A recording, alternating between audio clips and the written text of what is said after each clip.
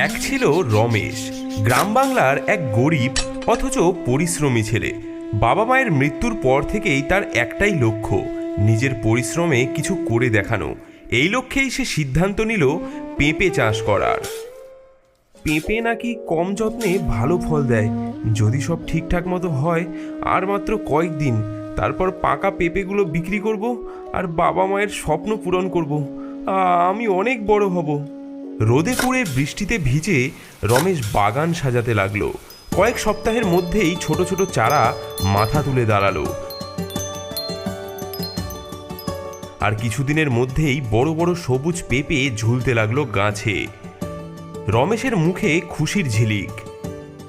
এবার আমার দারিদ্র্যের শিকল ভাঙবে। কিন্তু অজানা এক বিপদ তার দিকে ধেয়ে আসছিল। গ্রামের পাশেই এক জঙ্গলে থাকতো এক ডাইনি। পেঁপের গন্ধ, এত মিষ্টি গন্ধ আমি কখনো পাইনি। পেতনি নিজের মন্ত্রপাঠ করে বাতাসে ভেসে এলো রমেশের বাগানে।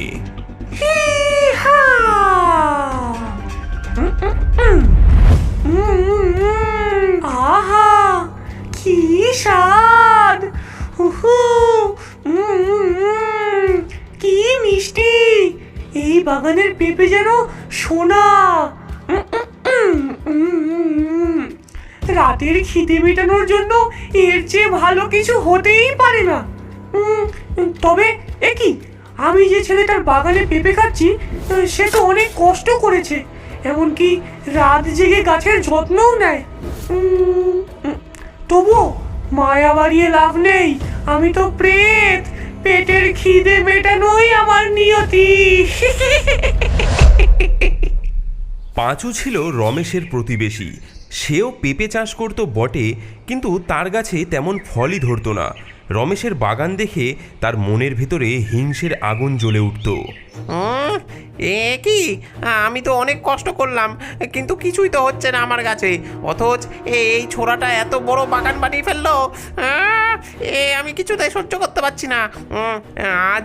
আজই ওই বাগান আমি শেষ করে ছাড়বো। হ্যাঁ,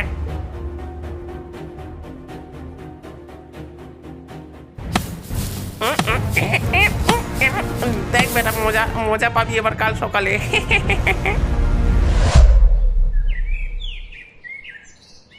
পরদিন সকালে রমেশ দেখল তার বাগানের সমস্ত গাছ মাটিতে লুটিয়ে পড়ে আছে। হ্যাঁ, এ কি হলো? আমার সব পরিশ্রম যে শেষ হয়ে গেল। আমি এখন কি করব? মা, বাবা, আমি তোমাদের স্বপ্ন পূরণ করতে পারলাম না।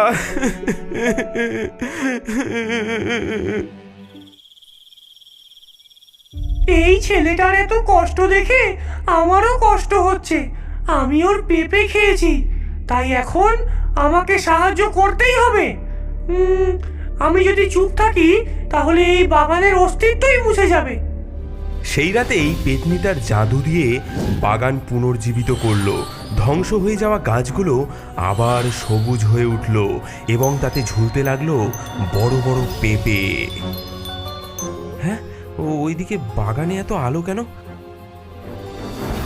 হ্যাঁ, এ কি, এ যে অলৌকিক! আমার গাছ আবার বেঁচে উঠেছে। হ্যাঁ, এত বড় বড় পেঁপে, এটা কি করে সম্ভব? তুই জানিস না রমেশ, এই গাছ জাদুর গাছ।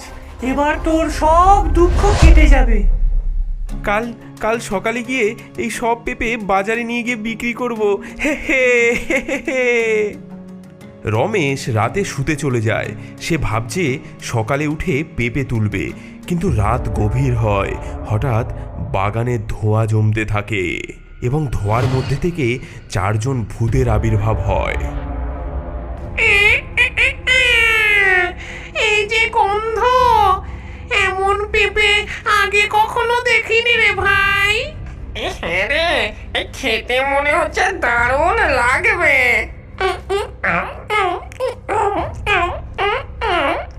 কি মিষ্টি স্বাদ! এতদিন পর এমন পেঁপে খেয়ে প্রাণটা জুড়িয়ে গেল। আহা, তাহলে এবার এই বাগানটাই আমাদের। প্রতি রাতে আমরা এখানেই খেতে আসবো। ভূতেরা পেঁপে খেয়ে ধীরে ধীরে উধাও হয়ে গেল। বাগান আবার ফাঁকা। রমেশ সকালে বাগানে গিয়ে দেখল, হায় হায় হায়, সব পেঁপে গেল কোথায়? হ্যাঁ, কেউ কি চুরি করে নিল? হায় হায় হায়। সে হতাশ হয়ে বাড়ি চলে যায়। কিন্তু প্রতিদিনই এমন ঘটনা ঘটতে থাকে। রাতের বেলায় সে দেখে গাছে অনেকগুলো পেঁপে ফুলে আছে, কিন্তু সকাল হলেই সেগুলো উধাও। না, এভাবে চলতে পারে না। গাছগুলোর থেকেও কোনো লাভ নেই। এগুলো আজকে আমি সব কেটে ফেলবো। হ্যাঁ।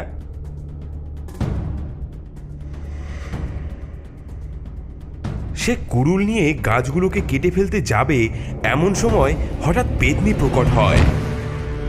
থাম রমেশ, এসব গাছ কাটতে যাবি না। হ্যাঁ, তুমি তুমি কে? আমার গাছের সব পেঁপে তুমি চুরি করেছো না? চুরি? আরে না না বোকা ছেলে, এই পেঁপে তো মানুষের জন্য নয়, এগুলো তো ভূতেদের খাবার। হ্যাঁ, ভূতেদের খাবার? হ্যাঁ রে, ভূতেদের খাবার। তুই যদি বুদ্ধি ব্যবহার করিস, এই পেঁপে গাছ থেকে অনেক লাভ করতে পারবি। ভূতেদের সঙ্গে ব্যবসা কর, তারা তোকে সোনা দেবে। পরের দিন রাতের বেলায় রমেশ পেতনির আদেশ অনুযায়ী ভূতেদের জন্য একটি পেঁপের দোকান খোলে। রমেশ জানতো না আজকের রাত তার জীবনের মোড় ঘুরিয়ে দেবে। হঠাৎ বাগানে আবার ধোঁয়া জমতে শুরু করে। রমেশ টেবিলের পেছনে দাঁড়িয়ে কাঁপতে কাঁপতে চারপাশে তাকায়। কুয়াশার মধ্যে ধীরে ধীরে আবার 4টি ছায়ামূর্তি স্পষ্ট হয়ে ওঠে। এগুলো পেঁপে খেকো ভূত। ভাই রে, গন্ধটা চমৎকার।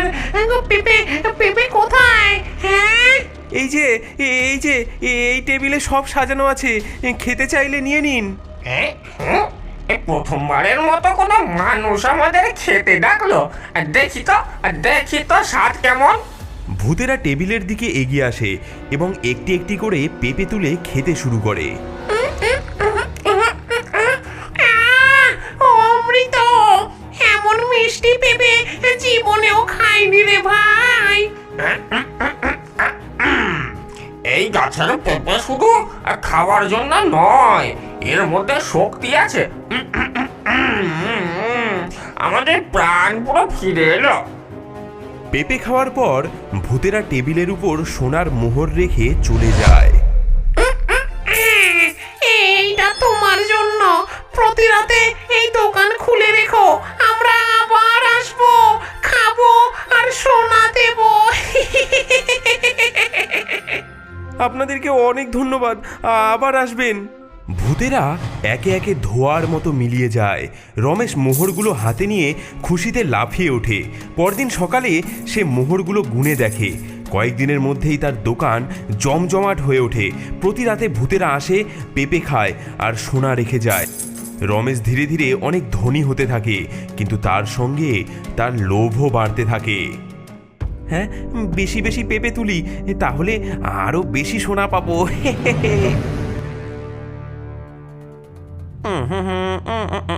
হ্যাঁ, এ কি? এর তো আমি পেঁপে বাগান ধ্বংস করে দিয়েছিলাম, কিন্তু এর দেখি ধনসম্পত্তি দিন দিন বেড়েই চলেছে। ওকে তো আমি বাজারেও আসতে দেখি না। ব্যাপারটা তো দেখতে হবে। এক রাতে বাগান আবার কুয়াশায় আচ্ছন্ন। ভূতেরা পেঁপে খাচ্ছে। হঠাৎ এক ভূত পেঁপে খেয়ে মুখ বিকৃত করে। এই পেঁপেতে আগের মতো সেই মিষ্টি স্বাদ আর নেই। এর জাদু দিন দিন কমে যাচ্ছে। সব ভূতেরা একসাথে মাথা নাড়ে। ঠিক তখনই জঙ্গলের দিক থেকে হাওয়ার ঝাপটা দিয়ে পেতনি আসে। আমি তোকে আগেই সাবধান করেছিলাম রমেশ। কেন? আমি তো শুধু পেঁপে বেচেছি, এতে কি ভুল হয়েছে?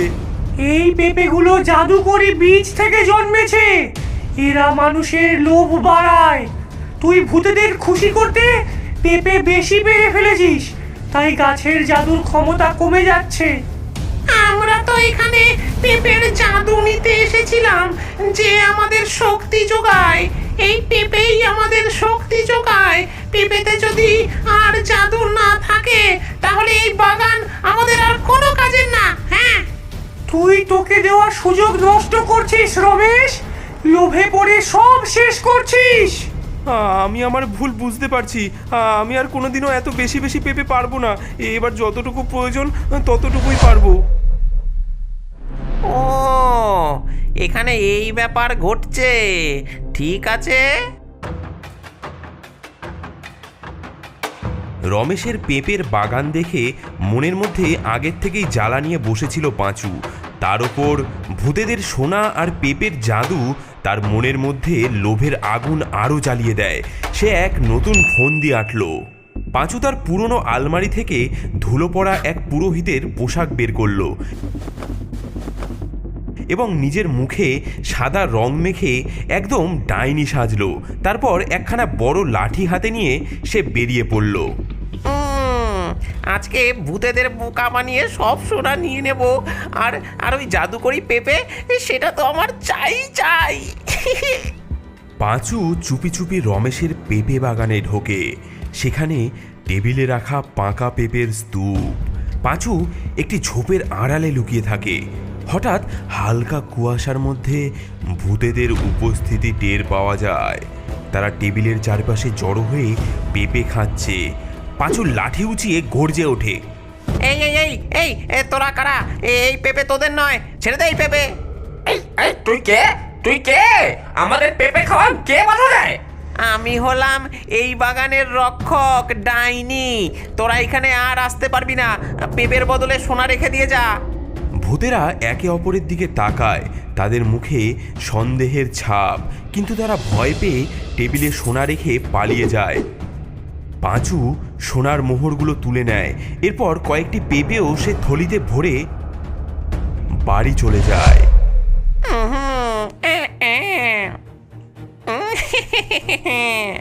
এই পেঁপে খেলে আমিও ভূতেদের মতো জাদুকরি শক্তি পাবো। তখন রমেশের মতো ভাগ্যবান আমিও হব। বেটা থাক না, তাহলে বুঝবে মজা।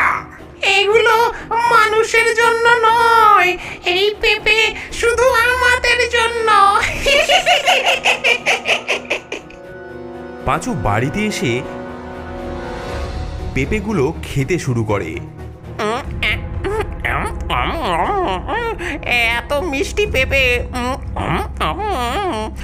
এতে নিশ্চয়ই জাদুর শক্তি আছে। এখনই দেখাই যাবে কি ব্যাপার। কিন্তু হঠাৎ পাঁচুর চোখ বড় হয়ে যায়। সে নিজের হাতের দিকে তাকায়। তার আঙুলগুলো মোটা হয়ে সবুজ রং ধারণ করছে। হ্যাঁ, কি হচ্ছে আমার? আমার হাত। হ্যাঁ, কি হলো? কি হলো তোমার? হ্যাঁ, এত বড় পেঁপে কোথা থেকে এলো? পাঁচুর স্ত্রী পেঁপেটি তুলে রান্নাঘরে নিয়ে যায় এবং সেটি কেটে খেয়ে ফেলে। ওগো, ওগো, আমাকে বের করো। আমি এখানে বন্দি। আমাকে বের করো।